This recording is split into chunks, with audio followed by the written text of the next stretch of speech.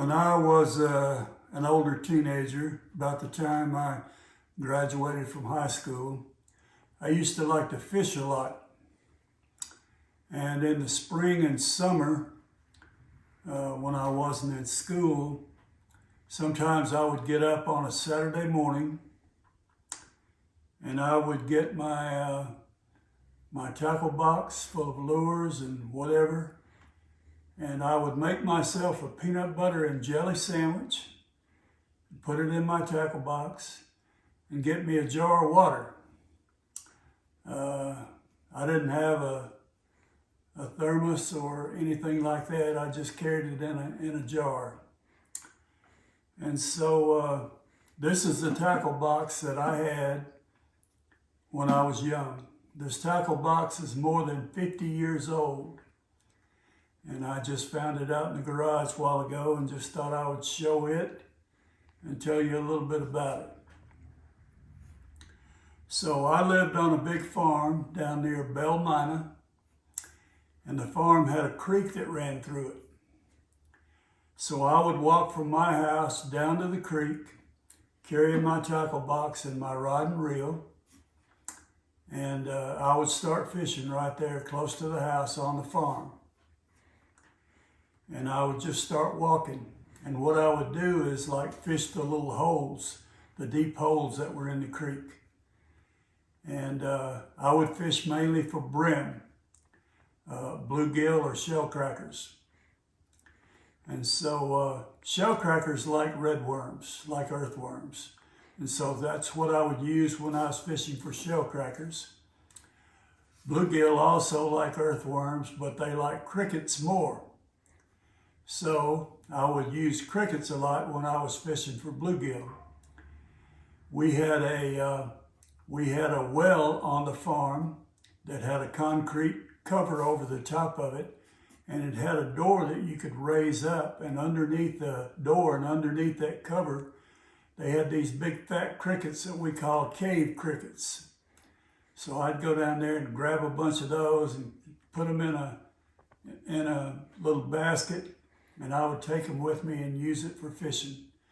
Sometimes I use little white artificial bait, little plastic worms or grubs whenever I fished. But this tackle box would contain the bait and the lures that I used while fishing. I had a pair of needle nose pliers there if I ever needed to get a fish deep out of a fish's mouth where he had swallowed. And in the South, they have these things called willow flies. And willow flies will hatch out a couple of times a year. And fish love willow flies. So when the willow flies were hatched out, I would use a different kind of lure. It was a little lure that resembled a willow fly. And so I would use that, and I would put it about 2 or 3 feet down below the float on the line and reel it in across the area where the willow flies had hatched out. And they loved that. And I could catch a lot of fish when the willow flies hatch out. Sometimes I also fish for crappie. I had these little lures that I would use for crappie, and you bounce them up and down. And it's called jigging. And so the crappie like those. There were different colors of them. Here's a yellow one. And crappie like to get a hold of those when you're jigging. But in my tackle box, I don't have one right now. I don't know what's happened to it, but I had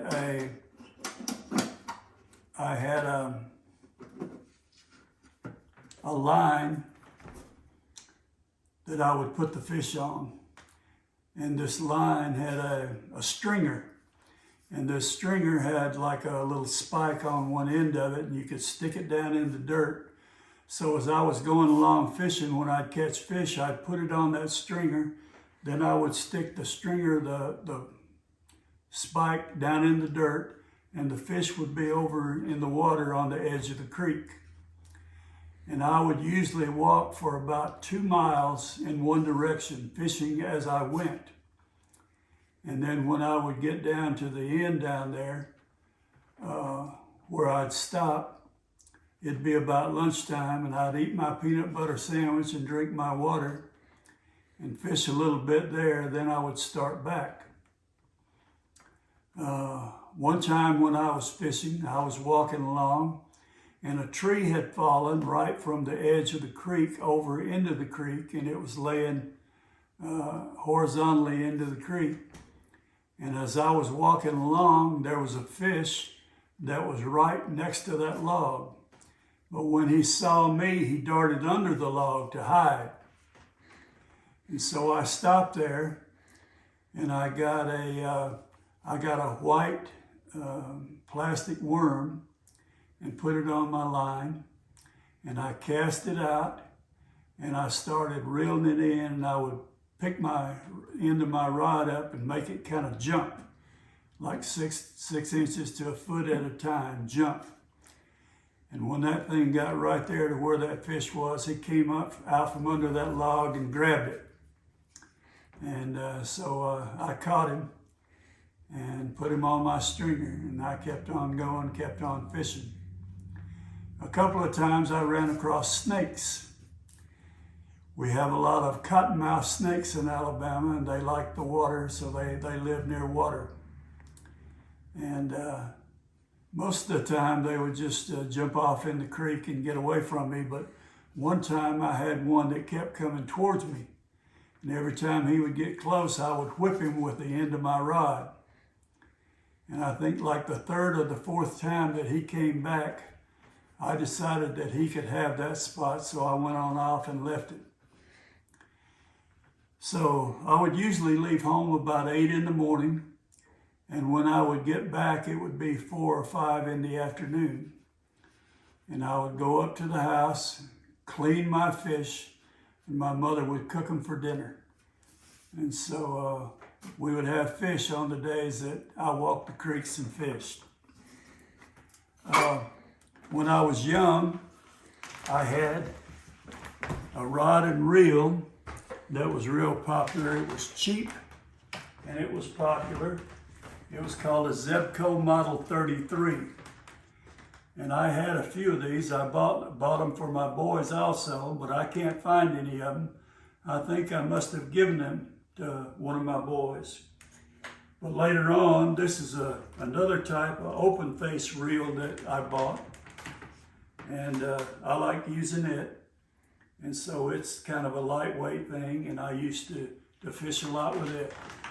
It's a Abu Garcia.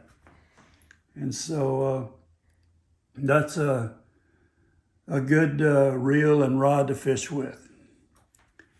So I enjoyed fishing when I was young, and when I had children of my own, I taught them to fish. When my boys were young teenagers, they were in the Boy Scouts, and every summer we would go to summer camp, and it was usually close to a pond or a lake or a river. And a couple of times when we went on summer camp up to near Nashville, to the camp up there, twice or 2 or 3 times when we were up there, willow flies hatched out. And so the boys were able to catch a bunch of fish, and I taught them how to clean them, and we cooked them, and we had fish up there. They were able to get their fishing merit badges. And so when my boys were little, we used to go camping a lot. And one of the places that we would go camping is Calford Campground on the Tennessee River down near the Browns Ferry nuclear plant. And I don't remember how old exactly the boys were, but they would go out there and fish a little bit, you know. And if they didn't catch anything right away, they'd get bored with it and give it up. But one day, Michael, he just kept doing it, kept casting. And finally, he caught a little bass. And the bass was about 6 to 8 inches long. And Michael was thrilled to death. I think he was the first one of the boys to ever catch a fish. And he was really excited about that. And so I'm happy that I was able to teach my boys to fish. I'm happy that I was able to provide food for our family when I was young. And I still enjoy fishing.